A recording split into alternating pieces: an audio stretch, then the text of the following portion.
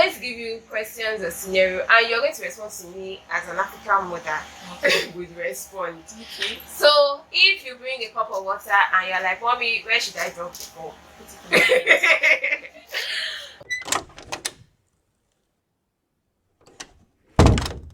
This is Magboro in Ogun State, and we're here to spotlight few entrepreneurs that have been doing amazing well in their craft, but have not really gotten much recognition online. And the first person we'll be meeting today is Kikky Beauty and Couture. Come with me, guys.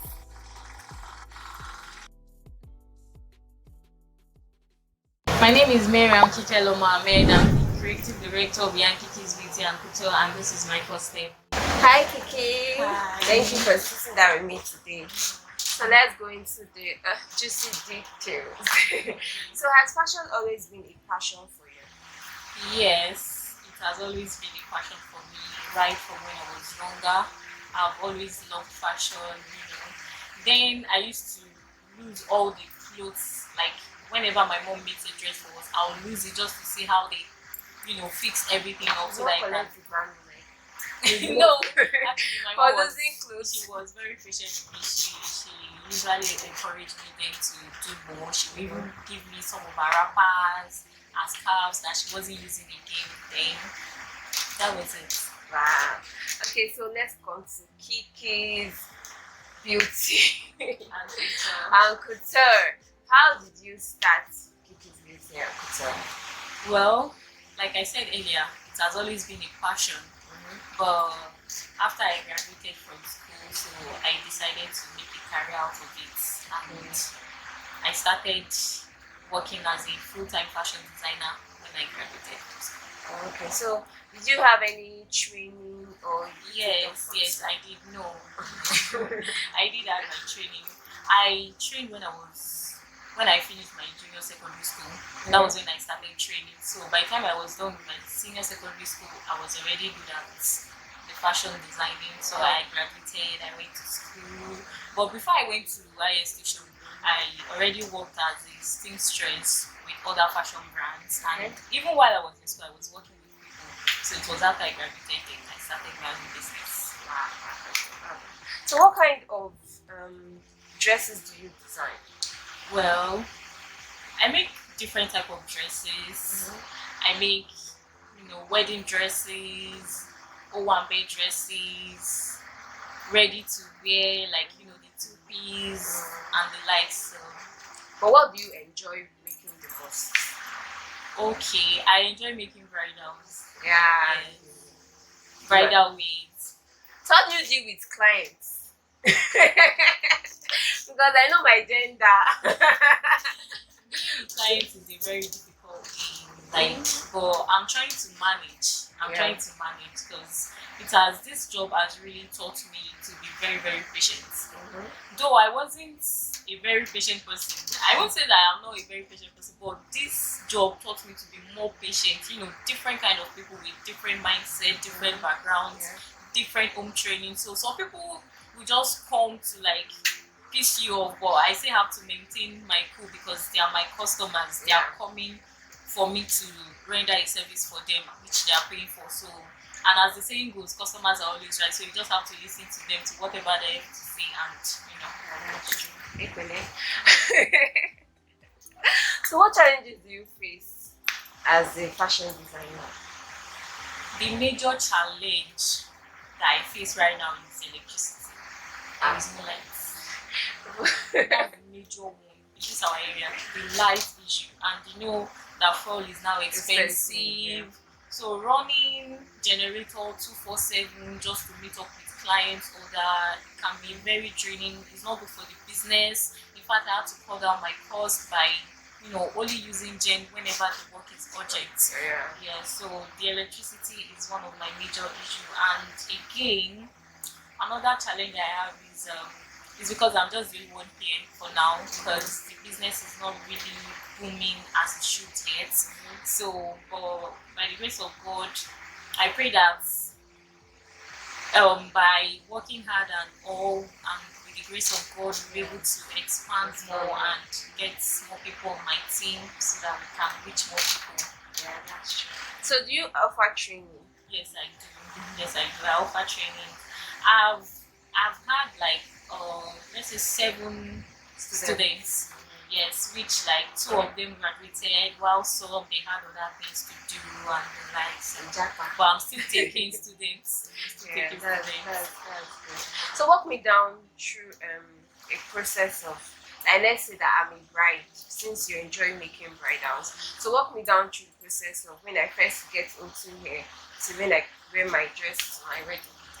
Okay. When you come, the first thing I ask is, what do you want? You have to share your ideas with me. The kind of concept you want, how you want your dress to look like, what material do you want. It is when you share your concept with me, then I can now share with you like the kind of materials that will go with the style, everything. How do you want it to look? Do you want it modest or do you want it, you know? So so we go from there, then we take your measurement, we take measurements, we source for fabrics, then we get into the sewing, then you come for fittings like 2 times. But most times I do fittings once. Most Okay. times. It's not by my power, but most times it's designer. once. So, and sometimes I even send out without even seeing the bride. Wow.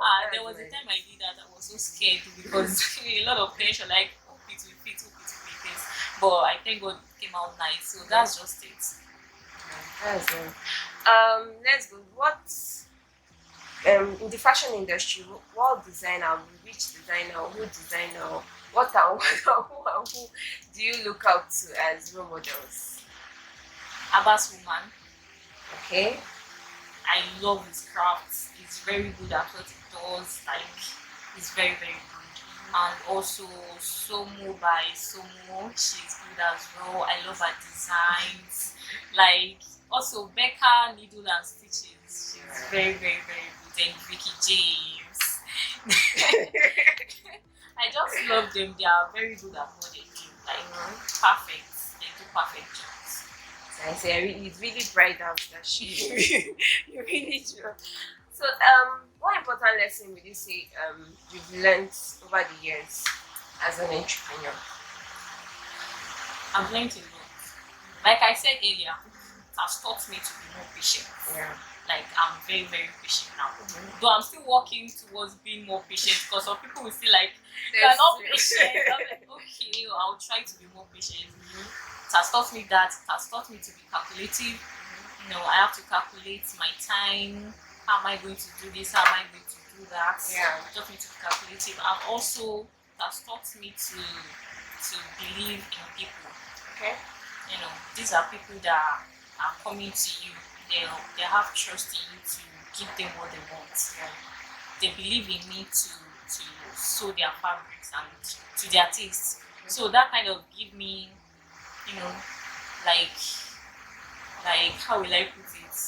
Like the mindset to also believe in people as well. Because for people to believe in me, to give me their expensive fabrics, even if it is not expensive, like going to give someone your thing to do for you. That you Yes, make me you look good. make me look good. So it makes me believe in people as well, and it taught me to know how to make friends, because I'm an introvert. I just love being. In fact, if there is a way that I can do it, I won't have interactions with customers. Just this way, because I don't really like. So it has taught me to be more interactive with people as well. So. That's nice. So people always be like, Taylor. Me, I want to go and fight my tailor. I say like this, I want to go and fight my tailor. So I want to understand what Google is the issue. Well, on that there can be plenty things. Because customers now, before they will say, okay, I want to go and fight my tailor. It could be because of, this what I ordered versus what I got, or disappointments. Those two are the major issue why customers find their tailor. But do you feel like tailors tend to take more than what they can deliver? Yes. People want to do everything. Yes, exactly. People want to do everything. One thing about this business is you just have to find your niche and focus on it. Once you start doing this, that, and that, you end up, biting more than you can chew. And you end up disappointing customers, which is not good for the brand. So I'll just, Me, my kind of person, once I know that for this month I cannot take more fabrics, I'll tell you I can't take more fabrics. Some people already tell me as she's a shakara girl. Go and give her clothes now, she'll say she's not collecting, and it's because I don't want to disappoint you. I will tell you when you're going to collect your dress. If it's not going to be possible, then I will give you notice before that time. So it's very rare for me to have customers come here to shout at me or fight me because of disappointment. And that's a brand, they're trying to build integrity. Exactly. Or in case of what I ordered versus what I got.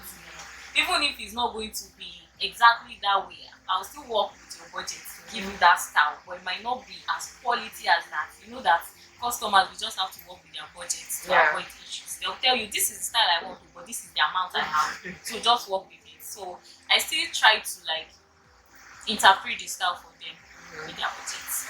That's amazing. So let's talk about style inspiration. How do you get your inspirations? Well, I mostly get my inspiration from Pinterest, Instagram, or when clients come with their own styles. So you don't draft? Well, I do rough sketch.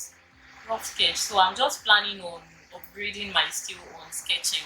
So here, But when it for now, comes to I like don't do rough the sketch. upgrading part, so do you feel it's important that people take like classes? Yes, it is very important. It is very, very important to stay on top of your game. You have to keep upgrading. Because when I learned this work, there was no postia. When I learned them, because it's been long, there was no postia. It was after I graduated that I started learning more about this thing. How do they call this? How do they do this? That corset is So everywhere. now corset is everywhere. Corset that they didn't teach me them. Now imagine if I didn't take any upgrade class or like learn more from YouTube or other people or pay for online classes, I won't be here. Because people will not even come to me. They'll be like, she cannot say Jare, don't let us go there. So it is very important at one point or the other to upgrade all the time. Yes, it is very important. Keep up with the trend. Yeah. So if you walk me through some of your designs, let me see what I can steal. Okay, this is a blouse and wrapper. Okay. It's actually for a client. She doesn't want it to be padded, so that's why it's just straight like this. She doesn't like padded effects by the sides. Stealing number one. Stealing number This one. is another kimono. It's just a simple kimono that you can just do on your trouser or anything. This is a dress with ostrich feathers. And that is my size. It's my size, so the Lord has done it for me. You can go into the office or to church. Yes, this is the back. Now this is the front. It's also a simple. This one is a trouser and a top. Ankara trouser and a very free top.